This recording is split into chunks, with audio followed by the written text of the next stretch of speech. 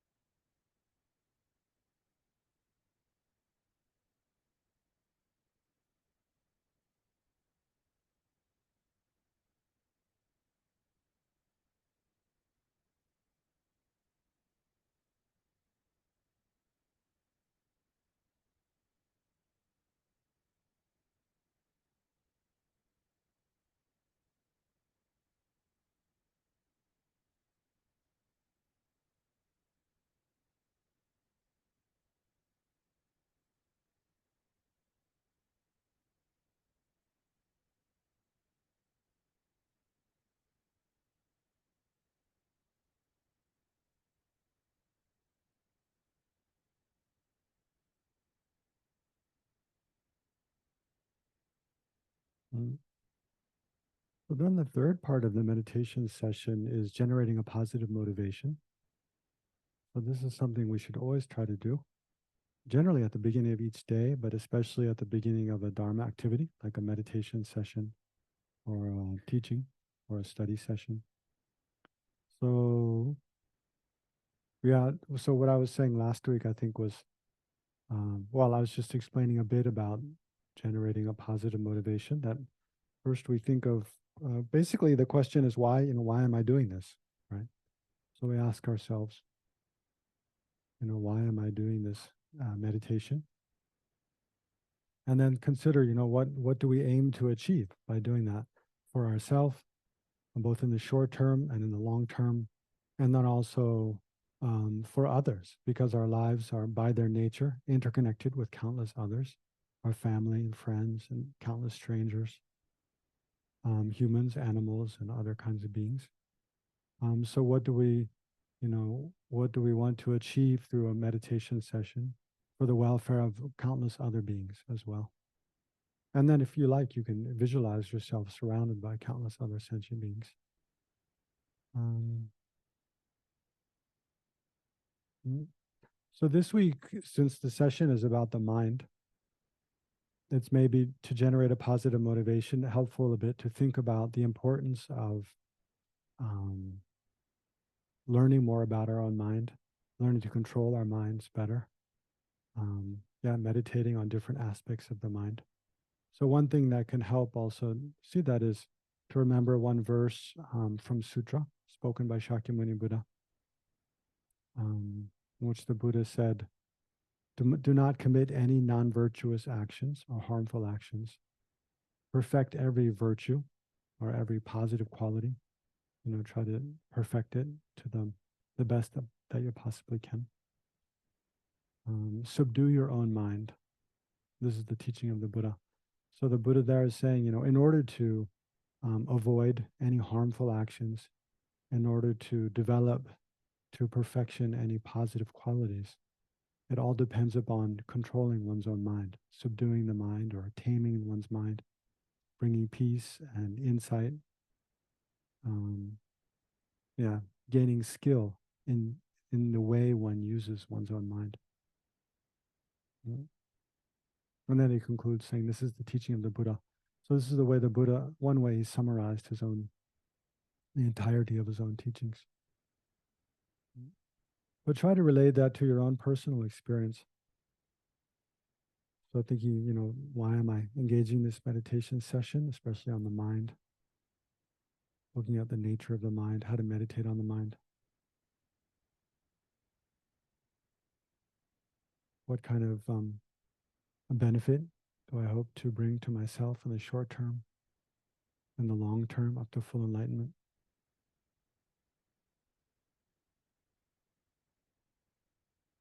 And what kind of benefit do I hope to thereby be able to share with others, family, friends, strangers? Again, in the short term and also in the long term. So spend a moment thinking about your own motivation, positive motivation for this session.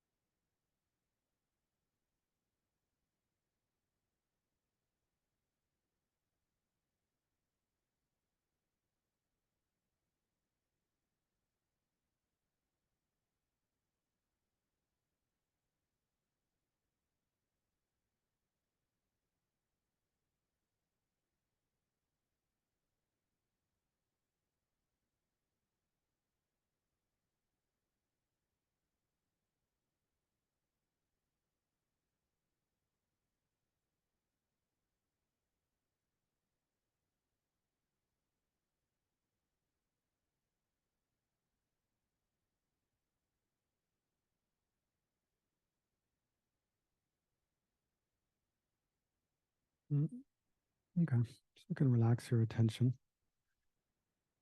So yeah, so the first three parts of the meditation session are like preparation, just getting comfortable in a posture, focusing your attention, and generating a positive motivation. The motivation and focusing your attention, the order isn't fixed. No, sometimes you can do, generate a motivation first, and then practice some placement meditation afterwards. Also, and then when you're doing a meditation session, so then the fourth part is the main part, right? The main body of the session. So yeah, accordingly, you kind of divide up your time. Like if you're doing a 30-minute meditation session and you're very familiar with the posture already, then maybe you just spend, you just sit down, get comfortable, it takes a minute, then spend a couple minutes on focusing your attention and a couple minutes on your motivation. So that's 5 minutes gone. And then you have about, then you have about 25 minutes left for the main body of the meditation session. And then at the end, so that's the fourth part, the main body of the session. And then at the end, you dedicate. You know. Yeah, maybe before I go on, are there any questions just about that? That's sort of well, just to finish summarizing, I guess, last week's session. So last week, for the main body of the meditation session, I was very ambitious, and we meditated a little bit on analyzing, the self. What are we as a person? How do we exist as a person? Which actually is quite. It involves many different things, but we just went through some of the basic steps of trying to get a sense of how we our ordinary sense of ourself, and how it seems to be something just existing kind of not as a projection of our mind, but just from its own side. And then analyzing, does that kind of self existing right from its own side, is it findable outside of our body and mind, or within our body, or some aspect of our mind? And then hopefully, if it kind of went according to plan, then at the end we can kind of juxtapose the sort of solid sense of self that seems to be there at the beginning with, once you search for it, the sort of sense of it's more ephemeral, like you can't find that thing you're looking for. So then there should be some kind of sense of conflict in a way between the way it ordinarily appeared and, when you analyze and check, the way it actually seems to be at the end. So that was the main body of the meditation session last week. So this week we'll look, we're talking more about different aspects of the mind. So I'll explain some things about that, and then we'll meditate on 2 or 3 different points. But any questions from last week for those who are here, or if there's any short questions about that? The main goal of that is just so you yourself feel comfortable, like knowing how to set up a meditation session for yourself, at home. No? Okay. Quite easy to please audience. I think there's some notes in the chat here. Let's check.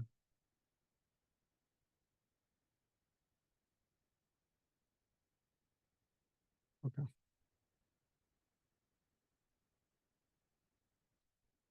Okay, so then, do you all have a mind? Did you bring your minds today? Okay. You can't really go without them, no? That's death, right? When you separate, your mind separates from your body. That's what death is. So yeah, as long as we're alive, we have a mind. So in this verse I quoted from, I can't remember the name of the sutra, but it's very commonly quoted verse spoken by the Buddha. Do not commit any non-virtuous action. Perfect every virtue. Subdue your own mind. Right. This is the teaching of the Buddha. So that, in that verse, the Buddha's saying, he's kind of laying out the kind of the purpose of all of his teachings is to, teach others, and the purpose of practicing Buddhism is to try to refrain from any harmful actions, and then every kind of positive action to learn to become more skillful at it and be more accustomed to it.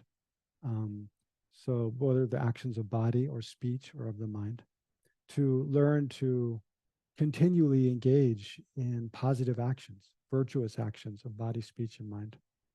And the way to do that is by subduing our own mind or training our own minds. So in Buddhism, like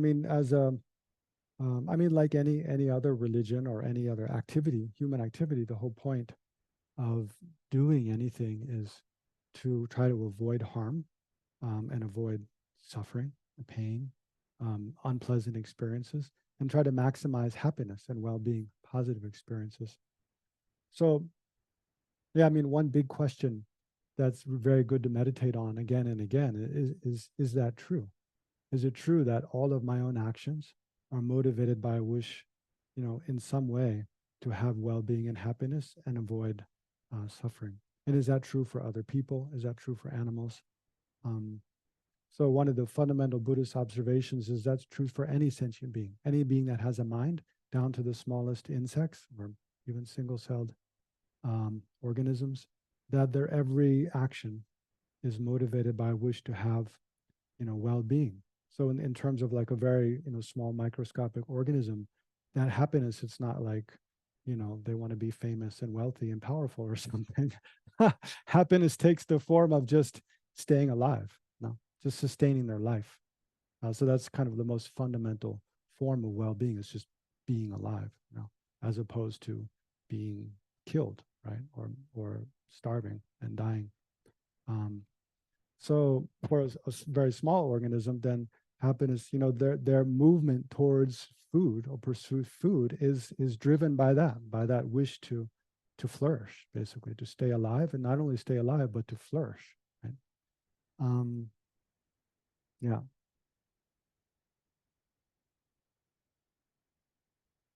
Mm. But that's why sometimes I think we envy animals, because their project of finding happiness is much more simple than ours, because their needs are much more simple, right? Just need food, some food and some safety, and kind of that's enough. Uh, Whereas for us to be happy, we need a lot more things. Um, but and sometimes, so if as a human, I mean, difference between a human and animal is mainly our the capacity of our minds to think, to experience different things, to imagine different things, especially to use reason. Not that animals don't use any kind of reason, but to think in an abstract way, to remember long things from the past. Although elephants have amazing memories apparently, um, but especially to rationalize, to abstract, think in an abstract way, to imagine things far into the future, and to have these very complex, um, communication with language and social network. So all that depends upon our minds having a level of intelligence, capacity for understanding, um, understanding, and I guess reasoning, thinking in a way that animals don't. So that can be both, a blessing and a huge bane, a burden. So with humans, I mean, if we use our mind in a very destructive way, if our minds become kind of very overwhelmed with anxiety, fear, worry, then can experience incredibly, probably much more suffering than animals can. Animals' suffering is mostly on the level of physical pain, um, whereas humans can have incredible mental pain in a way that animals, I think, can't. Um, because we can be overwhelmed with fear or resentment or anxiety, depression, probably in the way animals can't, right? So, so that shows kind of, but if we imagining like as much how painful and negative our minds can be, in a way, it's showing also the potential of our mind, just like the power of the mind. So if you take that same power and you apply it in a positive way, then we can experience much more joy, bliss, pleasure, satisfaction than animals could ever imagine, right? If we use our mind in a positive way. So, so the mind, I mean, it's kind of like nuclear power, It's neutral. Is it good or is it bad? It depends how you use it. The mind itself is not like inherently good or bad, but especially a human mind, it has this amazing capacity, and it can be used in a good way to bring about well-being and joy, satisfaction, benefit to ourselves, benefit to others, or it can be used in a very destructive, negative way to harm ourselves and harm others.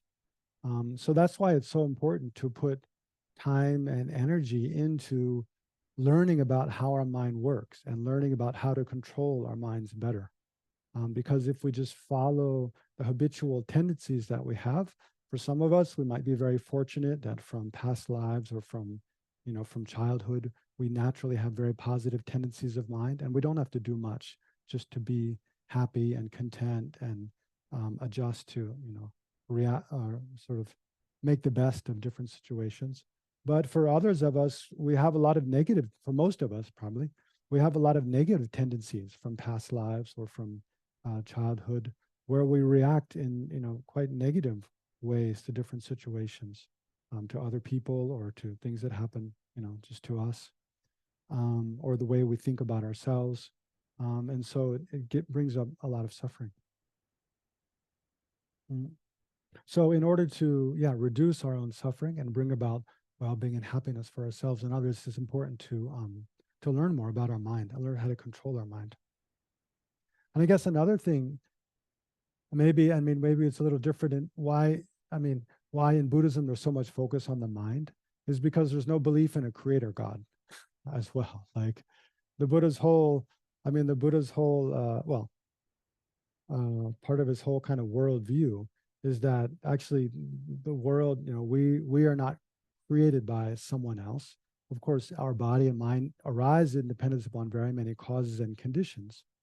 But it's like if there is any creative, the creative force in the world is just that causation, the law of cause and effect.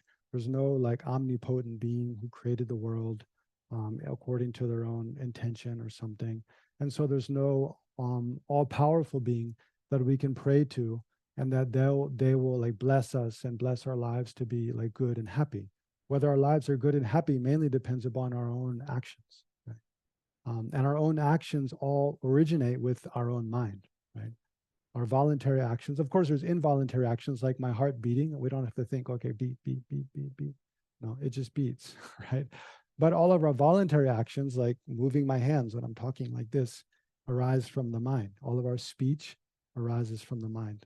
Although, you know, sometimes we wish we thought more before we said something, but still, there's some kind of very quick reflex in the mind that causes us to speak, right? So that's another, so the two reasons, I guess, why the mind is, and why, I mean, that's one thing I think people find really helpful about Buddhism. And one thing that people can use from Buddhism, regardless of what, you know, religious tradition you choose to follow, or if you choose to be atheist or agnostic, is there's so many techniques of working with the mind in Buddhism. It's one of the really useful things. And so the reason all these techniques developed is because, yeah, one, this idea is that essentially we are the creator of our own future. You know, we're how we are now. I mean, in the Buddhist view, you know, the kind of body we have now, the kind of predisposition we have now, the kind of tendencies we have, is all a result of our own past karma, our own actions in the past have given rise to this. And likewise, like what happens to us in the future, in this life or future lives, depends on how we act now, right?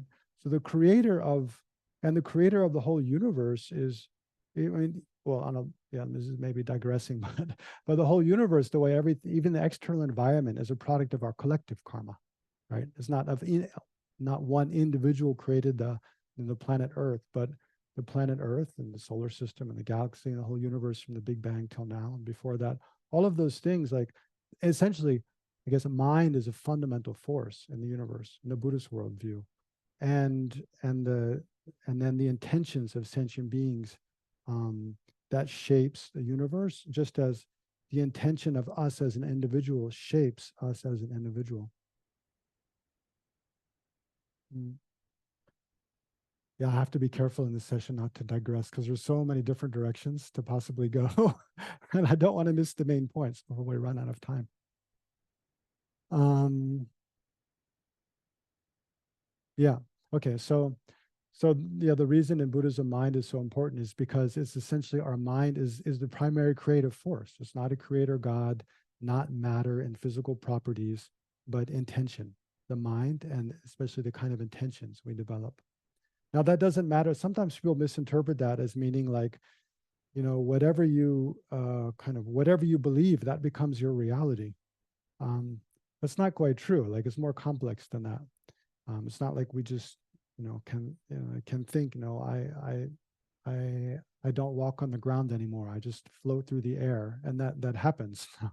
That's just not reality, right? So, but in the long term, it is the case on a longer term scale. I guess the longer term you look, the more easy it is to see the influence of the mind on what we become, what the world becomes. Um, so, um, yeah. So then, okay. So then this next point, and this one we'll meditate on. What is the mind? We're talking all this mind, mind, mind, this, mind, that. It's so important. But what is the mind, right?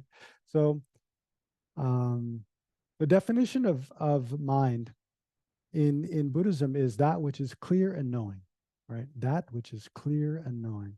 So, um, so there's basically two aspects. The mind is clear, and that has several different kind of shades of meaning. We'll come back to that. But the mind knows. That's the easier part to understand in a way. So, so let's look at that part first. The mind is that which is clear and knowing. But looking at the second part of the definition first, means the mind is that which knows. So here knows means not in the sense of like mm, knowing information or knowing like the right answer to a question or something like that, but in the sense of experiencing, knowing, like being aware of, experiencing things. So it's the mind, because we have a mind. So we look at ourselves as a person.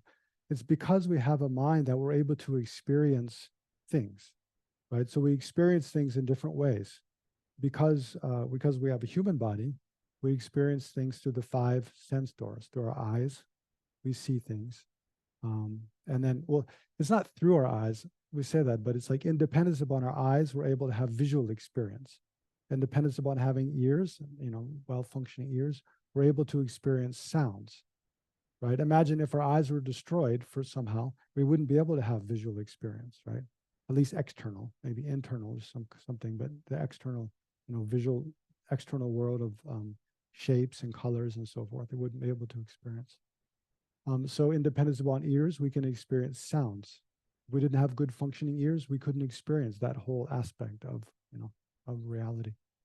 Independence upon having a nose, smells, independence upon having a tongue, experience tastes, and then in independence upon having a body, we experience tactile sensations of hot and cold, rough and smooth, and so forth.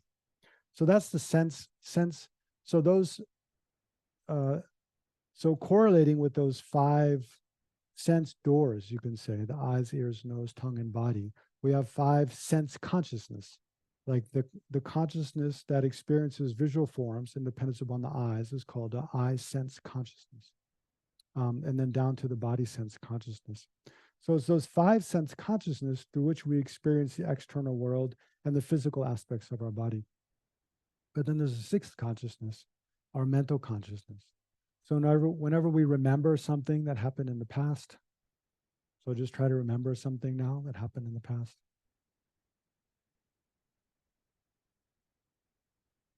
So that's a mental consciousness, that mind which remembers something. It's not dependent upon any of the five senses. It's not directly experiencing anything immediately in the environment around us. It's experiencing something that happened in the past and kind of re-experiencing whatever memories or whatever experience we had then. So that's mental consciousness. So when we meditate, we're primarily using that, the mental consciousness.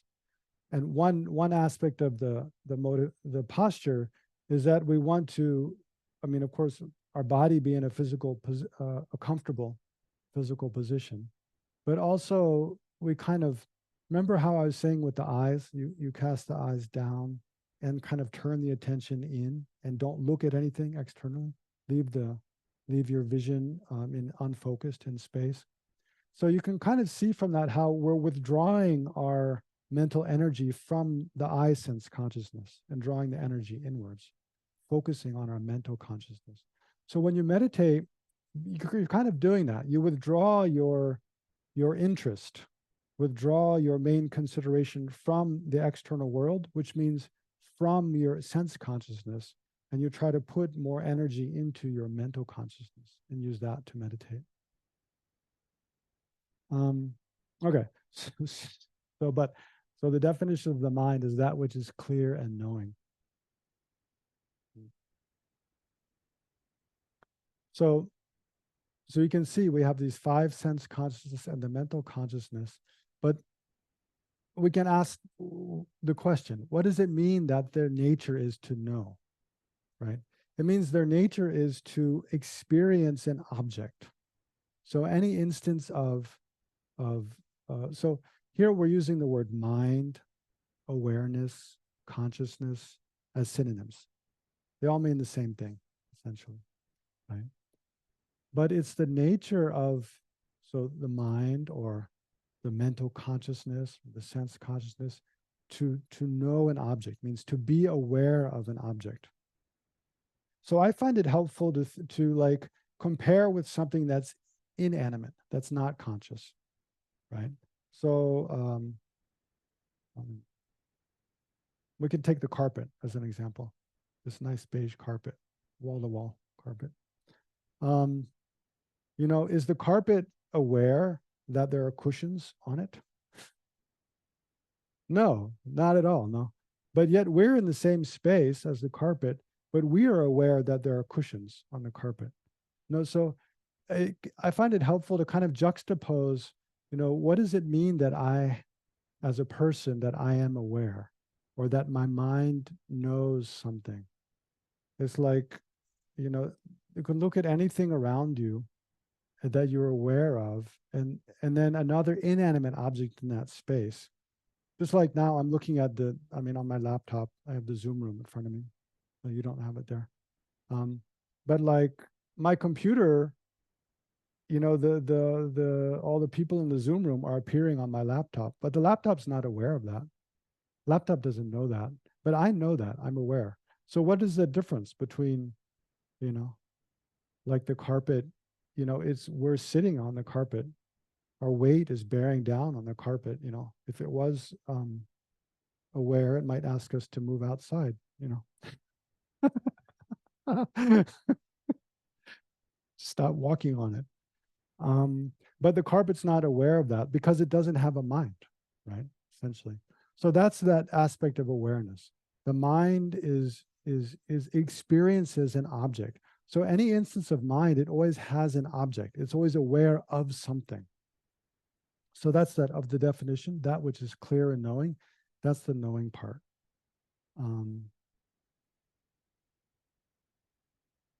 Yeah. Why don't we can meditate on that just for a moment, to try to, bring your consideration of that from, just listening to what I'm saying to your own experience of, what it means to be aware of something, right?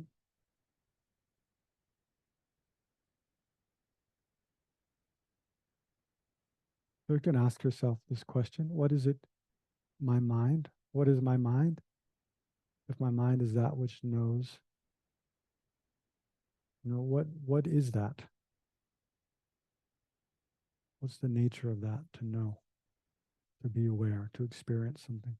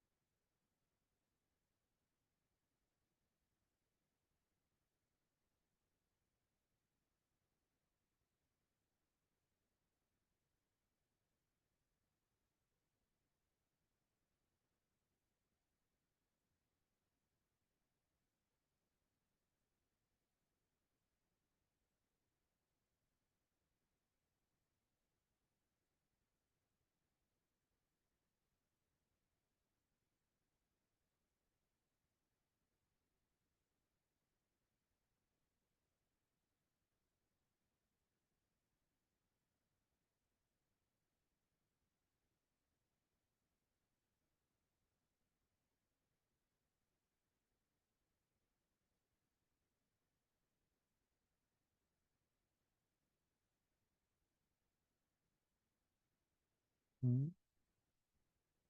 So yeah, it's quite, all the meditations we're doing together, we're just doing for a very short time. Um, but the reason is that is because, um, well, you're here to learn stuff, right? So if we just sit in silence for a long time, you don't get your money's worth, maybe. But all these meditations we do for a short time, but I encourage you, if they're interesting to you, you can spend longer time doing the same thing at home, right? Um, yeah. So myself, I like to meditate a lot. So I think when I'm leading meditations, I tend just to end up sitting in silence for a long time than maybe more people are comfortable with. But like this, um, yeah, like this little meditation we just did, looking at what is the knowing nature of the mind. I mean, it can lead you to think about all different things. So maybe this is one thing I should clarify at this point too. Like, because yeah, sometimes questions arise about how to do this kind of meditation. Like if you start thinking about other things related to what is the mind, is that okay? Yes, that's okay. Basically, there's two kinds of meditation, right? Placement meditation, which we did at the beginning when we're just watching the breath. So when you do placement meditation or stabilization meditation from shamatha in the Sanskrit, so basically it means you just try to keep your mind focused on one object without elaborating and without engaging in discursive thought. You're just focusing your attention on an object. It could be the breath, it could be the nature of the mind, it could be a visualized object or a sound, a mantra, or something. But the meditation is not more dynamic than that. You're just focusing your attention and keeping it there, placing your attention and holding it there. So when we want to generate focused attention, that's usually the most effective way to do so, is to do placement meditation. But then when we do another kind of meditation, which we're just doing, is like when we ask a question or we think about an issue or try to imagine a situation or try to generate a certain type of attitude, a type of thought. So that's all, there are many different varieties, but they all come under this heading of analytical meditation or vipassana in Sanskrit. But analytical meditation, yeah, there's all these different varieties. So when you're doing analytical meditation, then you need to have some structure. It's not like you just sit and think about whatever you want. No, just let the mind wander all over the place. That wouldn't be very useful, right? So the structure, though, comes in dependence upon what you want, what's the purpose? What do you want to achieve? So like in this little meditation we just did, the purpose was to try to understand more deeply what is the knowing nature of the mind. In the definition of mind, that which is clear and knowing, what does it mean to be knowing? And so if you have the clear understanding, okay, that's the purpose, that's the kind of gives the structure, what is the knowing nature of the mind? And then as you ask that question, though, the way you answer it can go all over the place. There can be many different things. Like I found myself thinking about this novel by Albert Camus called The Stranger, that that I always have a memory of because it's very relevant though, because I don't know, I haven't read the book in so long. It's I'm not sure I really remember the plot correctly, but roughly there's this man in Algeria, I think, or something, and he's accused, I think he commits a crime, then he's put in prison, and at first he doesn't care if they kill him or not.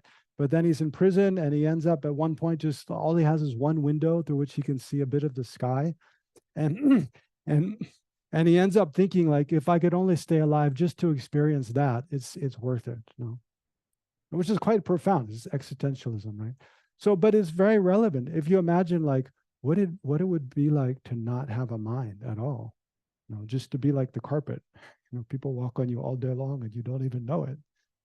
Wouldn't it be better just to know it at least? So it gives you a sense of, if you think about that, it gives you a sense of how sacred it is just to be able to be aware. No matter what we're experiencing, just to be able to be aware itself is something so amazing. That we have that, and then not only to be aware, but to be aware, like, okay, plants compared to rocks, plants have some more like kind of awareness. In Buddhism, we don't say they have mind, but they do interact with their environment in a much more sophisticated way than like rocks. No question, and with each other. I mean, the sophistication is amazing. But whether they have consciousness or not, I don't know. But animals do. So just that there's plants is amazing. What if the whole earth was just rocks? How boring that would be. No nice colors, well, some nice colors, but no nice smells. I don't think any sulfur. And then, but then more than plants, like animals have amazing, awareness. Like dolphins, they can play in the waves and have a great time. Elephants have sophisticated social interactions as well. But then more than animals, to have human awareness, which is so sophisticated and offers so many possibilities. It's just like, amazing just that we have that, right? Yeah, but if we don't stop and think about what we have, then there's no gratitude kind of arises. Okay. Anyway, but the point is, when you're doing analytical meditation, you start with a question, but anything you think about in response to that is relevant and is okay, right? So your thinking can go all over the place as long as you're mindful that it's somehow related to what what you're trying to think about in that meditation. And it's productive and it's useful. If you see your mind going into like thought patterns that you know are not beneficial to you or anybody, then be aware of that and try to, you know, refrain from that and maybe try to understand, like, why am I thinking in that way? Try to unravel, get beneath that. Okay, so back to the definition. So the next part of the definition of awareness, that which is clear, right? So it's clear. So this has several different layers of meaning, and it's very significant and in different ways for the whole like spiritual path as it's seen in Buddhism. So again, the definition of mind, that which is clear and knowing. Knowing just means that any instance of mind, any moment of a mind is aware of an object. So that's another question we won't meditate on, but you might think about, in the intervening week for homework, um, is it true that any instance of mind is aware of something, is aware of an object? Is there any instance, check your own experience of my mind, whether it's a sense consciousness or a mental consciousness, where I'm not aware of anything at all? Anyway, that's a separate question. But so now the other aspect of the nature of the mind is it's clear.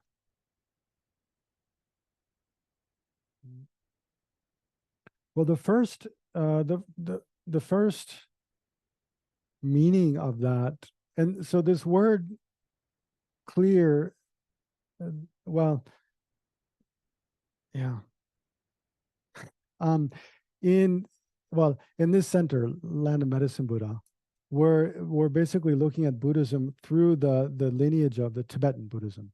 So Buddhism originated with Shakyamuni Buddha in Tibet. I mean, in India, Shakyamuni Buddha in India, more than 2,500 years ago, and it flourished in India for about 1,000 years, and then for about the last 300 years of that time, many well, most of all of the Buddha's word was translated into Tibetan, and most of the teaching and practice lineages which existed in ancient India were inherited by Tibetans, right? From Tibetan people coming down to the Indian plains and Indian Buddhist masters going to Tibet and teaching. So then the Tibetans inherited this kind of all these lineages of Buddhism, beginning of about 800 AD. Until about 1100 is when Lama Atisha was one of the last great Buddhist teachers to go to Tibet. Padamba Sangye was slightly after him. And then Buddhism died out in India after that. So then from that time, for about the last more than 1,000 years, the Tibetans have upheld, all of the Buddhist teachings, essentially. So in this center, the way I'm presenting Buddhism is informed by that lineage, not by Buddhism as it was inherited in Sri Lanka or Thailand, Burma, Japan, Korea, China, and so forth. So why was I saying that?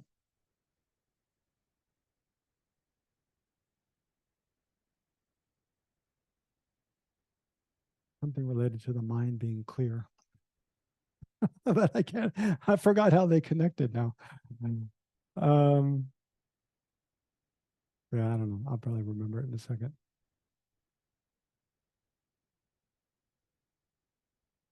Yeah, anyway. So the mind being clear means, well, one mean, oh yeah, sorry, I was saying the mind being clear is translated from Tibetan. That's where it came, yeah. So this definition, the mind is that which is clear and knowing, is translated from Tibetan. So the word that's translated as clear in English, selwa, selsheng rikpa is the Tibetan definition. Selsheng rikpa, lo yitseni. Yeah, so the definition of awareness actually is that which is clear and knowing.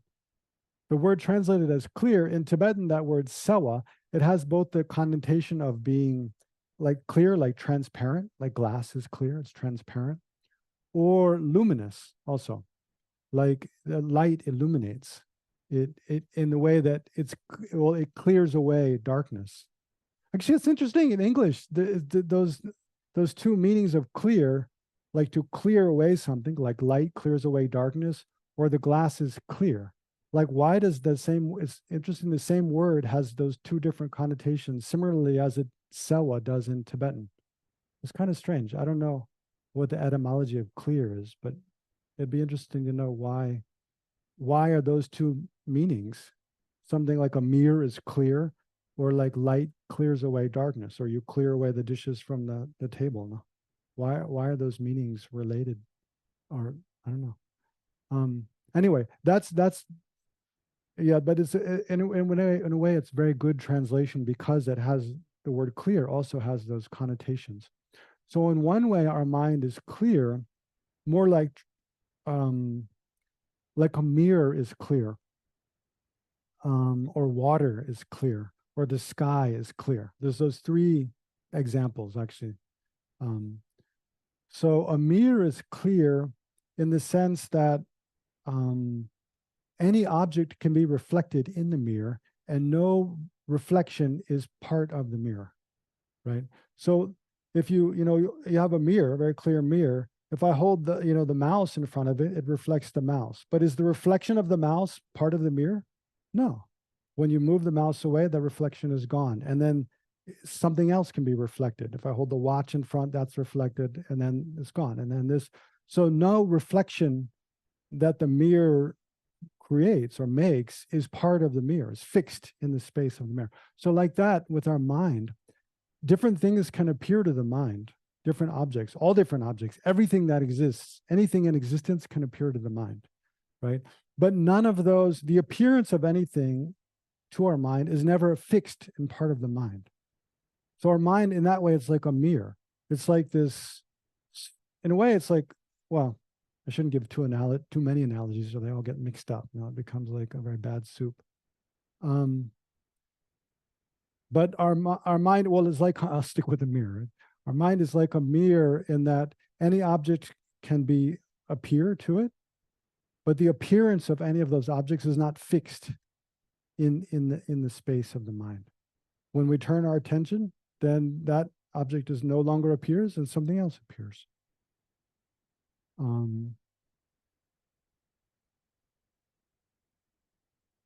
Yeah.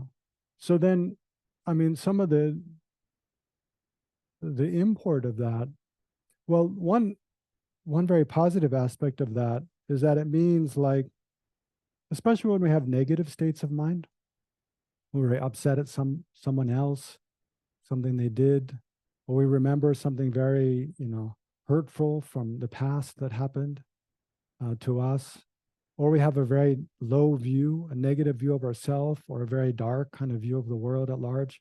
Any of those appearances, it's just all of those. I mean, things that happen to us are not just an appearance to the mind. They're things really happen. But our experience of that is something that's appearing to our mind. Our memories of that, our opinions, basically I mean, you can see it quickly gets into something very complicated, but anything which appears to our mind is just that. It's an appearance to the mind. It's never fixed in the nature of our mind. So especially when we have very unhappy state of mind, it helps to kind of step back. And this is a big benefit of regularly meditating. You cultivate this perspective of yourself of a third person observer. If we don't meditate, it's like we're always in the rough and tumble of our thoughts and emotions. But when we meditate, we learn to develop this safe place of a neutral observer of our own experience, right? And that can be very helpful. So especially when you have a very bad time, very negative states of mind arising, then it can help to sort of step back and say, well, what is the mind experiencing them? What's appearing to that mind? Are those appearances of the nature of that mind? No, they're just appearances. Just like anything that appears like a mirror. You can have a huge mirror and turn it towards like, a war, and then there's this miserable appearance in the mirror.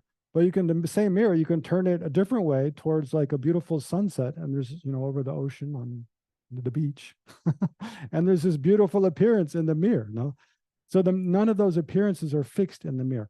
That way, our mind is clear like that. Whatever appears to the mind is never fixed of the nature of our mind. Um, yeah.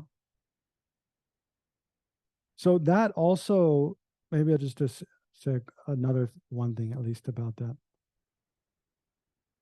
So that also is why, basically, it's related to why enlightenment is possible. Why it's possible. So enlightenment, in Buddhism, enlightenment has a very specific meaning. It's not related to, I don't know what happened in Europe after the Middle Ages. Although it's, I mean, it's a little bit related, um, but enlightenment is a translation of the word, well, usually Jangchup in Tibetan.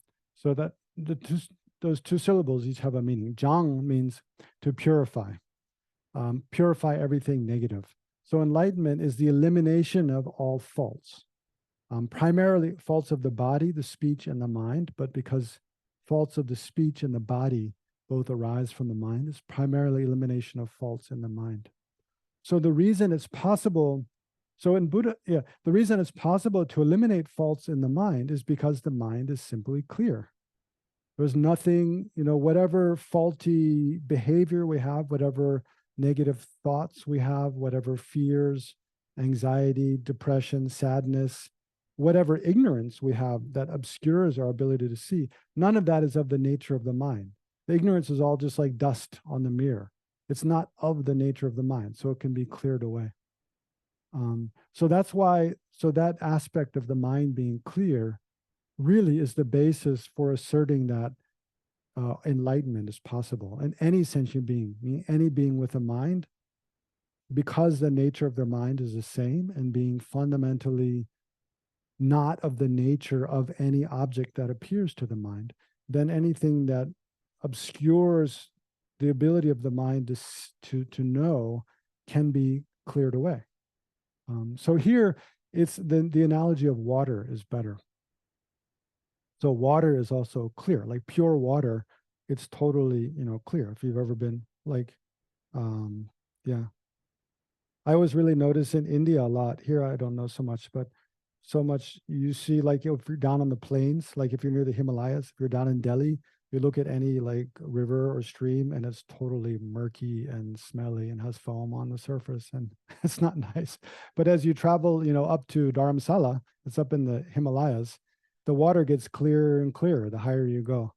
Until finally, if you hike up, above the villages where the water's just coming down from the glaciers, it's crystal clear. No? So the nature of, that's another meaning of the mind. Our mind by its nature is just totally clear. So again, there's nothing disturbing or negative or painful. That's of the nature of the mind. Again, the mind is not by nature very positive and joyous in a way. It's neutral. But anything that's disturbing or negative can be cleared away, just like any contaminant in water. Even the water down in Delhi, its nature is just water. So it can be put through a filter, like reverse osmosis filter, and take everything out, and you can have very pure water, like at the end, because the water is not of the nature of any of the contaminants in the water.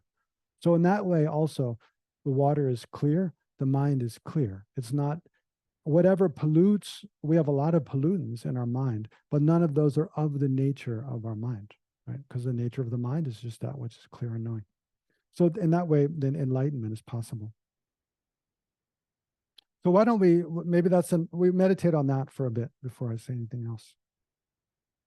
And I'll give you a chance to ask questions.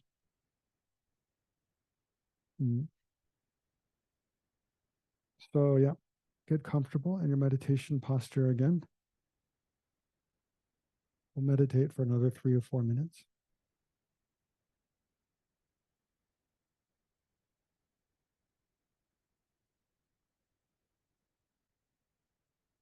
So gradually bring your attention within.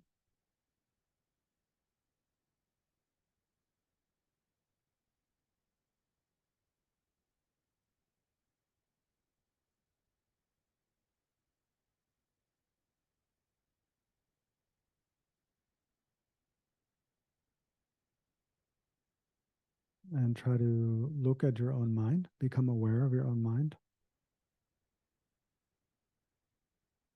So sometimes at the beginning, this can feel a little awkward because, well, automatically the question can come, well, it's my mind that's looking at my mind. So how can that work? But that's okay. Our mind is very dynamic like that. So with one part of our mind, we can look at another part of the mind, or the mind can look at itself. Anyway, try to be aware of your just aware of your mind in the present moment.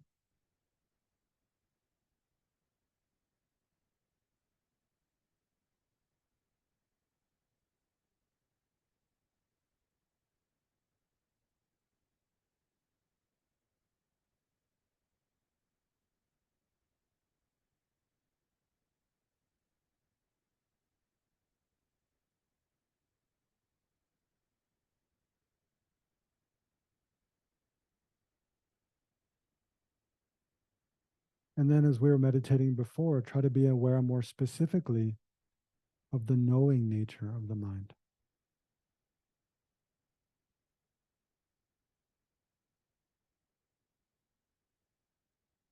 Is it true that every moment of my mind experiences something?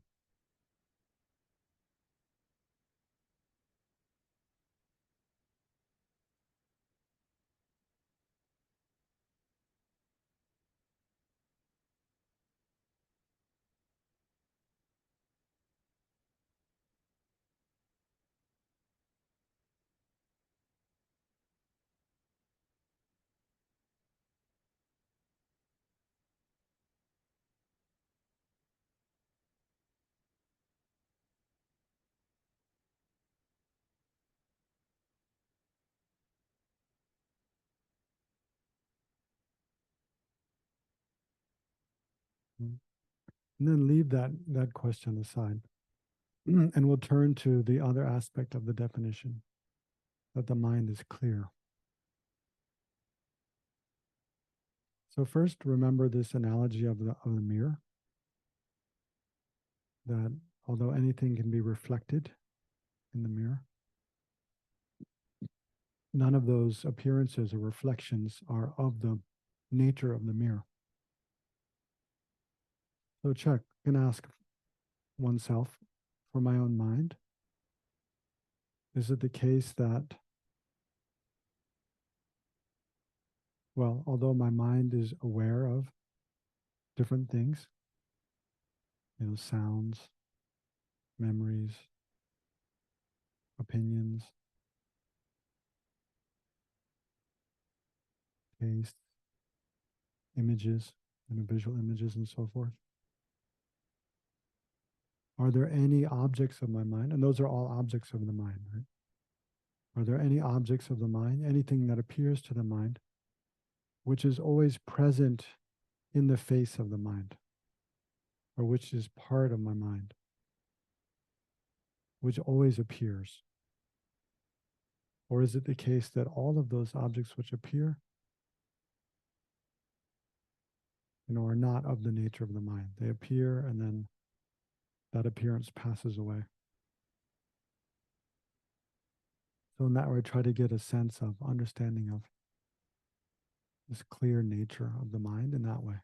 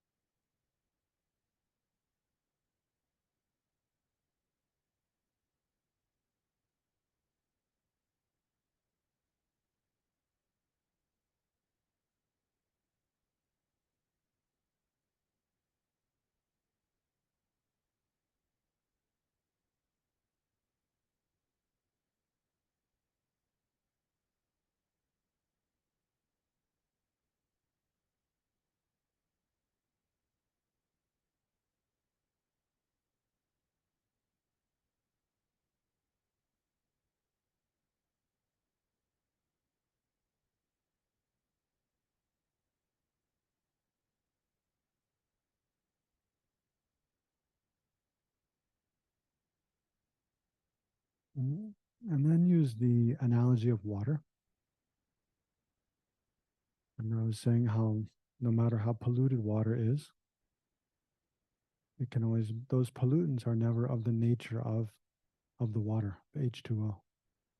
So the water can always be purified, all the pollutants separated, and you have pure, clear water.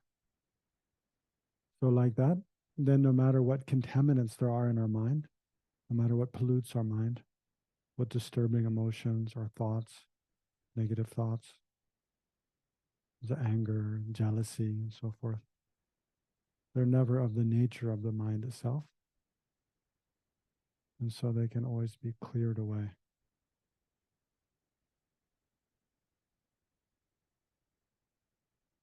So maybe we can just ask, is that true or not?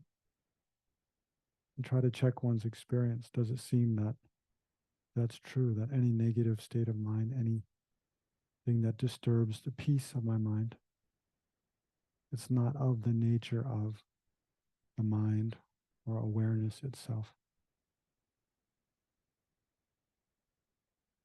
Is that true or not?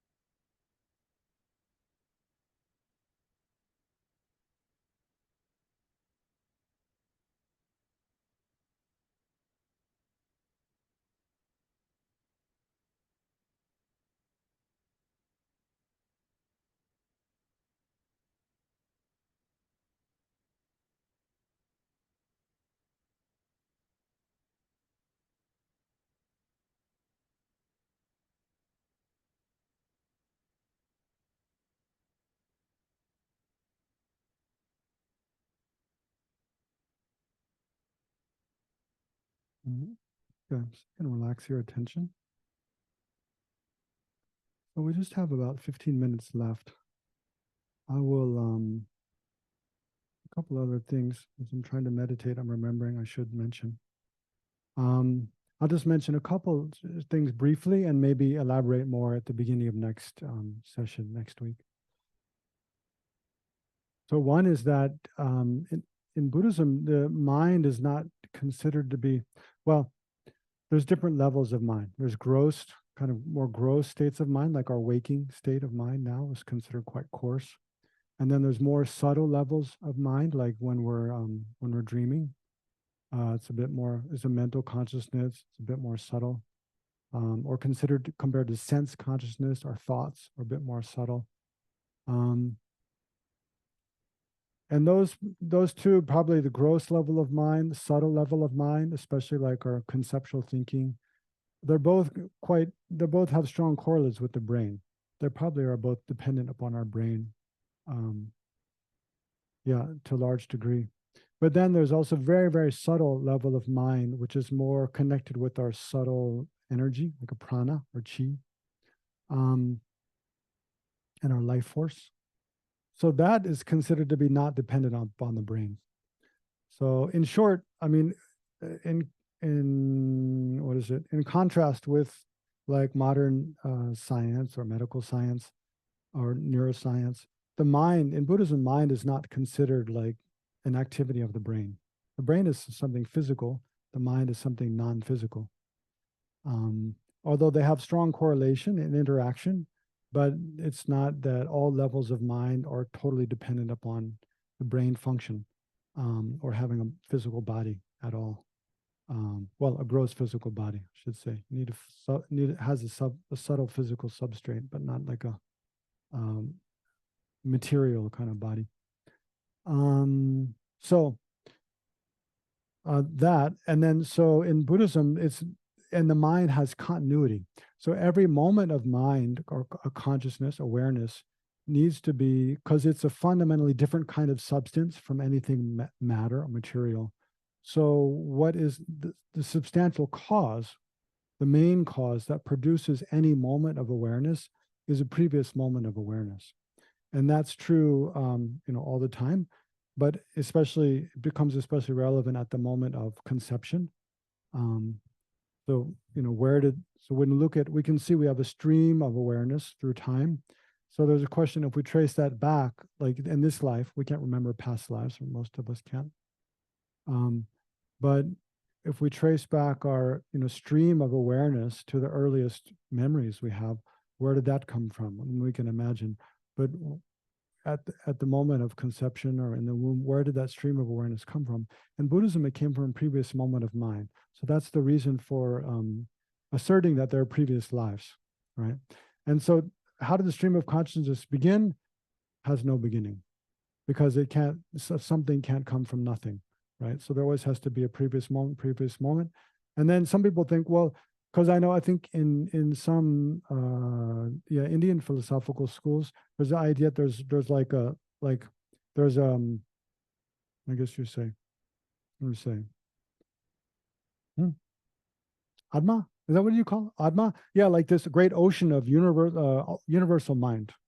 That's what I mean. There's like this universal mind. It's like an ocean, and then all minds are like streams. Like our individual mind is like a stream that comes from that.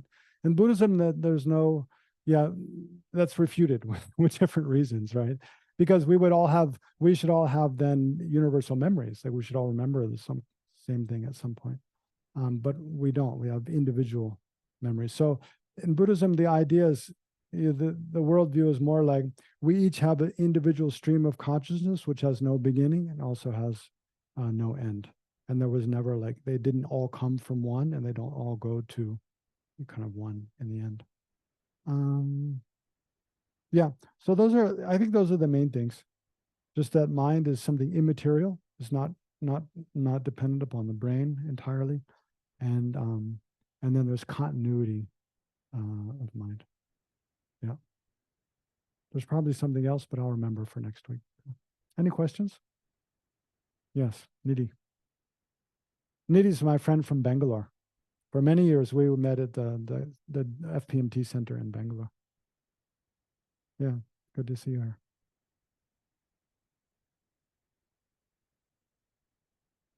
Mm.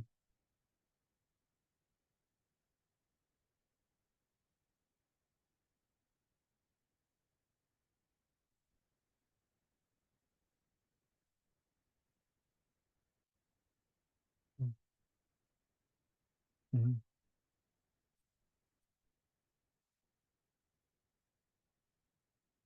Through habituation, but there's no real like, you know, like what kind of answer could, could settle that question, you know? I think this is where the people on Zoom don't hear the question, right? Yeah, I remember that from last time. Oh, okay. Let me just repeat your question for the people on Zoom. So Nidhi's asking, if the mind is clear in knowing, why is it that each moment of awareness is so influenced by imprints from the past, which is true. The way things appear, the way we react to things is strongly influenced by imprints, which were created by our previous actions. And especially everything appears to us in a way that it doesn't exist, right? It appears as existing from its own side where it doesn't exist. So every appearance we have is influenced by our ignorance from the past. And our question is, why? And my answer is, well, I'm not sure. There's no real good answer. It's just the way it is.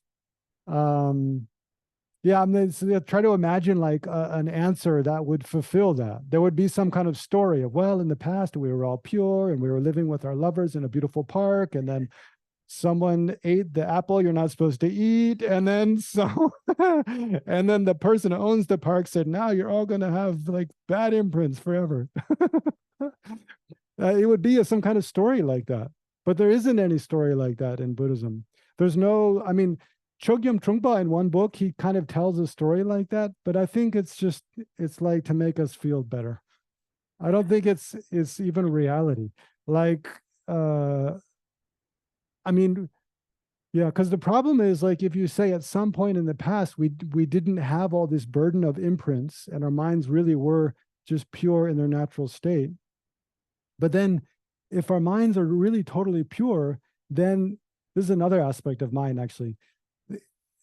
Because like our minds naturally have the ability to know, to be aware of things. So why do we only know a limited amount of things? What's limiting that power of knowing from extending infinitely is obscurations on the mind. Yeah. So another reason why enlightenment is possible is because none of those obscurations are one nature with the mind.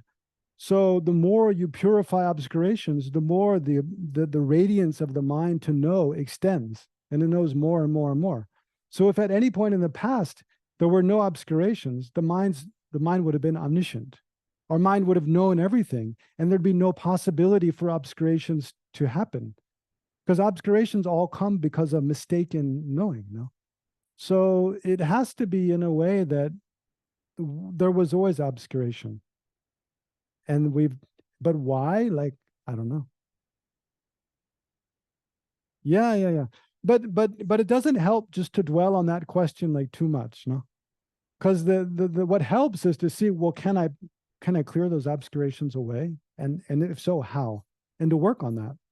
Then that brings joy, that brings happiness and well-being. Just dwelling on, well, like, why am I obscured? Why am I obscured? Why am I obscured? It's not gonna help. It'll make you more obscured, if anything, no? Yeah. I think there's a question online here. Says, I met a neurologist once who felt the mind was in the frontal lobe of the brain. Wow. What's the basis of saying that? Yoga philosophy teaches us the mind is at the seat of the heart. Yeah, at the heart. Shruti. Does the mind live in the body or does it live in nature? And we are nature. Does it vary person to person? What is the Tibetan Buddhist belief? Yeah. Yeah, I mean, the larger, so the question is essentially, well, you can, yeah, we can take a survey, no? A, the mind lives in the frontal lobe. This is a neuroscientist. B, the mind is at the seat of the heart. C, it lives somewhere else in the body. Yeah. Or does it live in nature? Where's nature? Lives in nature somewhere. Yeah, that's a big, I mean, the question comes back to, yeah, what's the physical location of the mind? What's this? Okay. Think of something else that's non-physical, right? Like, I don't know. What do you have an example? Take a Air is physical. Air is physical. Joy. Yeah, joy. Okay, joy. Where is joy? Yeah, it does feel like that. Joy, actually, you feel like it's here. But then if you were to, if you were to, volunteer to go under surgery so someone can cut you open your heart and look for joy, would they find any joy? No, no. So it's, yeah, the feeling, it feels like it's there, but actually joy is not something physical. So how can we give it a physical location? So it's like, I think I'm a kind of different, a different, what's another thing that's non-physical, that's not mind? Thought is mind. Well, say, because we don't have much time left. So say like 2 + 2, the equation 2 + 2. Like, where is that? Where does it exist? Does it have a physical location? No. Why? Because it's not physical. So the mind is similar. We feel like if you think about your foot now, you get sensation in your foot, right? What usually, hopefully during the talk, you weren't aware of sensations in your foot. Otherwise, I was being very boring, I think. Um, so if we focus on different part of our body, it generates sensation there. different states of mind. If we're thinking very, like, I don't know, logically or kind of, what do you say? Um, Conceptually, we feel more like our mind is in our head. If we're feels a strong emotion, it feels more like the mind is in the chest, in the heart. When someone falsely accuses us, we feel defensive. Feels like here, no, not here. But the mind itself, it's not something physical, right? So you can't really give it a physical location, although it does feel like our mind is kind of around our body, you know? It's not like way over, you know, down by the gate or something like that, somewhere else. Um, so yeah, in Tibetan Buddhism, generally the seat of the mind in the body is at the heart chakra. The when our stream of consciousness comes from a past life and conjoins with the sperm and egg cells of our parents in this life, at first it's just one cell, right? And then the cells start to grow from there. That place where the mind first conjoined with the cell, that becomes the heart chakra. And then the body grows out, right, from there. And as the body grows, the mind also pervades the body, and we develop a nervous system that way. And then when we die, the mind absorbs from the periphery of the body, from the legs and the head, back towards the heart chakra. And you can see, because the heat, together with the heat of the body, absorbs. And then finally, the mind kind of comes together at the heart chakra and then leaves from there, right? So yeah, the seat of the mind is at the heart chakra in Tibetan Buddhism. But to physically say the mind is there is also a little problematic, right? It's a little difficult. Yeah, I think that's the answer.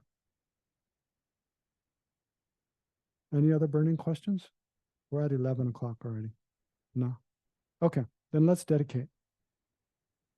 So think of whatever positive energy we've generated together from the beginning of the session until now. So we can rejoice. Yeah, we're finished.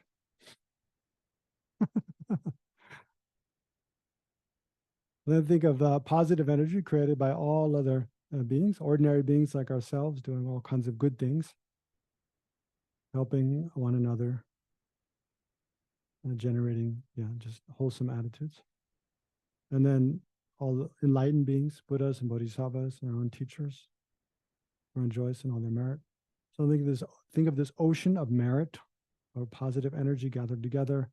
By the force of this, may all beings, ourselves and others, understand completely the nature of our own minds, be able to control our mind, and be able to distinguish positive from negative states of mind, and increase our own wisdom, happiness, compassion, and joy from moment to moment. May all beings do so up to enlightenment, and may all beings be free from especially mental sufferings, depression, anxiety, low self-esteem, hatred, anger, jealousy, arrogant pride, and all the other afflictive emotions and ignorance.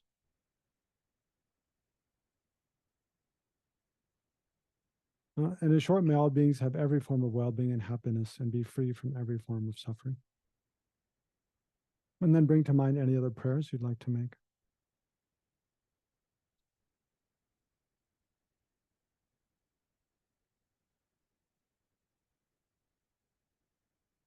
So may all those your virtuous aspirations also be fulfilled. Okay, thank you. And thank you everyone online, and hope we meet again next week.